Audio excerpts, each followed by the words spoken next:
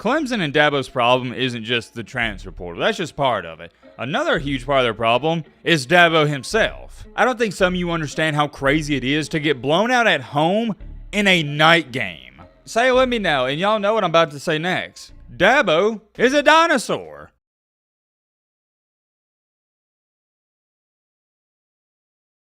Ladies and gentlemen, boys and girls, hope all of you having a great day. Hope all of you having a great week. If not, hope this video can make it a little bit better. And man, roughly 4 to 5 days ago, we made a video titled, and I'll show it to you right here. Matt, pop it up.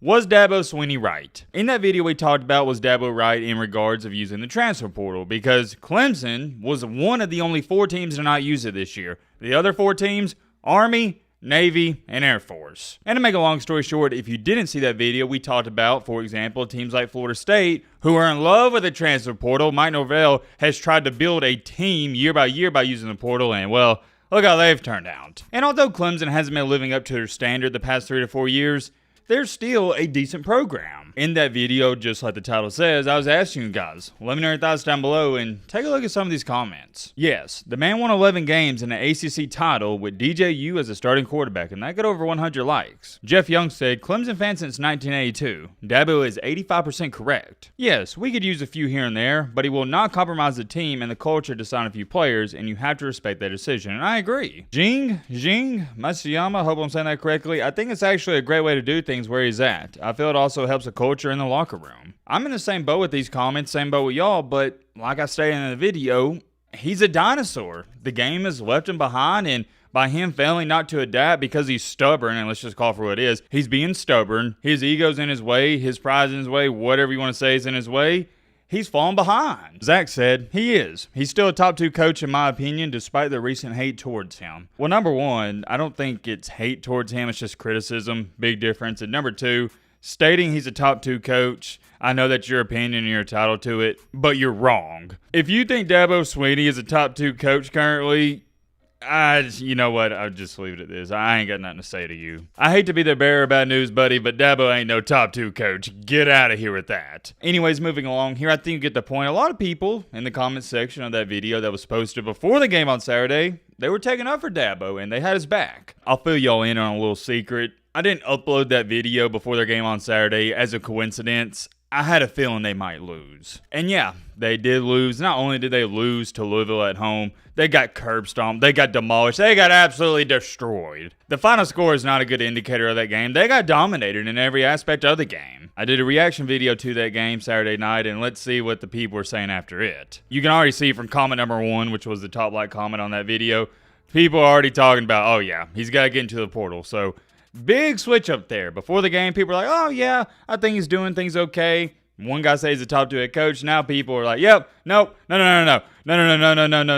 He is completely wrong. He's got to get into that portal, man. I have not read this. This is a lengthy comment. It looks like it might be worth the read. If I leave it in the video, just know it was worth it. So let's check it out. We pay $11 million a year for this, folks. I want you to think about that. Dabo, please stop hiring your best friends and people that are part of the good old boy club, and go out and actually find a real, in all caps, defensive coordinator and real position coaches. Stop giving $1 million paychecks to your besties for nepotism purposes, and go out and do your job and actually find coaches that are good at their job, not just well connected. This was the most embarrassing game I've seen in well over a decade, and I think it was actually worse than the 2012. Oh my goodness, I remember that game like it was yesterday.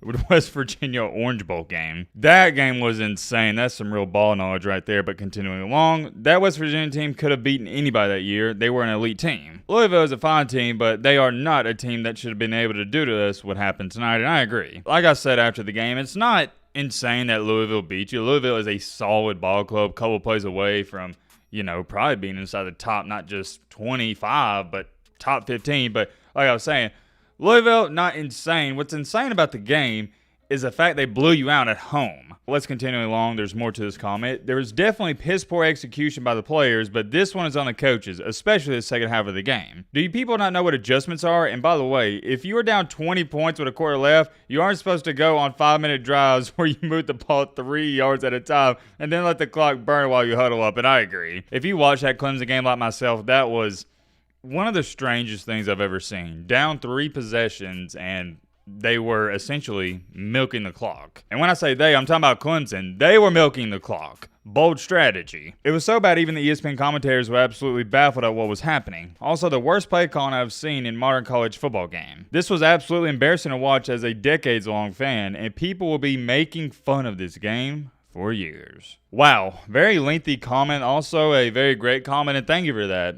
I don't think I need to add anything to it. Let's talk about Dabo, though, and I want to make this astronomically clear. I probably should have made this clear to start the video, but it is what it is. Can't change it now. Clemson and Dabo's problem isn't just the transfer portal. That's just part of it. Another huge part of their problem is Dabo himself. Say it with me now, and y'all know what I'm about to say next. Dabo is a dinosaur. He has failed to adapt, and he is still coaching college football like it's 2016. Buddy, it is 2024. Every single time I watch a Clemson football team, especially on offense, it looks like a 2016, 2017 game plan. His problem is he's washed up, and he has so big of an ego. I mean, I'm not going to call the guy a narcissist, but his ego is through the roof. I know what some of you may be sitting there saying, well, Matt, why do you believe that? And it's simple, because he's showing us and he's proven us week in and week out his ego's through the roof. His ego is so big he can't put it aside and use a transfer portal. Just think about that. What made Nick Saban the greatest of all time was his ability to adapt. Remember, he hated the transfer portal probably more than anybody else, but guess what? He still used it because he knew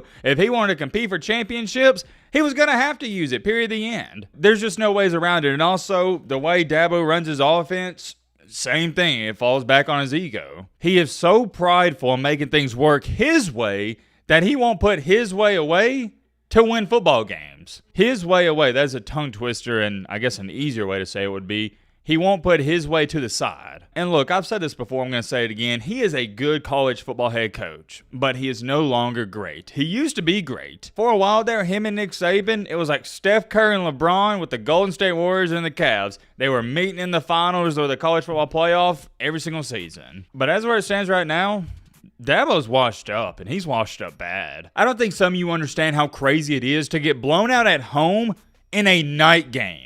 Not only is it a terrible look, it's baffling if you got to ask me. And I would understand it a little bit more, and I probably would give Dabo the benefit of the doubt if you got blown out by Texas, Georgia, Oregon, teams like that. But Louisville, and I mean that in a respectful way, I think they're a solid ball club, like I said. But come on, man. Louisville. Where am I going at with this? You know where I'm going at with this. They're not 2 times more talented than Clemson, and I don't even think they're as talented as Clemson. They got a couple great players, but from top to bottom, Clemson has the better roster. Clemson is slowly but surely, and I don't even know why I said slowly but surely, they are currently in their Mark Richt era. If you don't know who Mark Richt is / was, head coach at Georgia every single year, won 10 games, but couldn't get over the hump. That's where they're at. And here's another thing we need to get into, but it's probably a different conversation for a different day. Winning 10 games per year at Clemson, that is exceeding their expectations and standards. Clemson is not some perennial powerhouse like Bama, Ohio State, Texas, Georgia, teams like that. We're talking about Clemson, man. And I know Dabo brought the expectations up to that, but that's not where it should be. But here's where things get interesting, and I really don't want to divulge into this too much. Dabo's own success has kind of hurt him because, let me explain it to you, I'll dumb it down.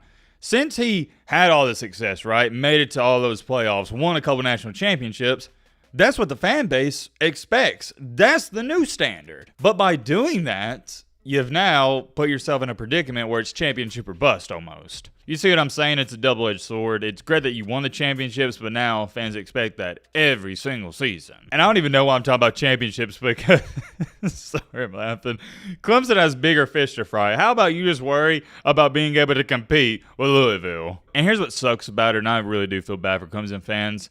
You're in such a sticky situation because there's no signs of improvement. This Clemson team, the past 3 to 4 years, it's been a new season, same story. Season's over, buddy. Unfortunately, I guess you can look forward to basketball or something, but there's no way you even sneak into the playoff after getting curb stomped by Georgia and Louisville. I guess the only way they could get into it, I haven't really checked the ACC standings because it's a garbage conference. If they get into the not the playoff, but if they can make the ACC championship, and then if they win that, they get in. But I don't even know if that's a possibility. Dabo's a dinosaur, man, and we know what happened to the dinosaurs. I'm curious. Let me know your thoughts down below. But Roman.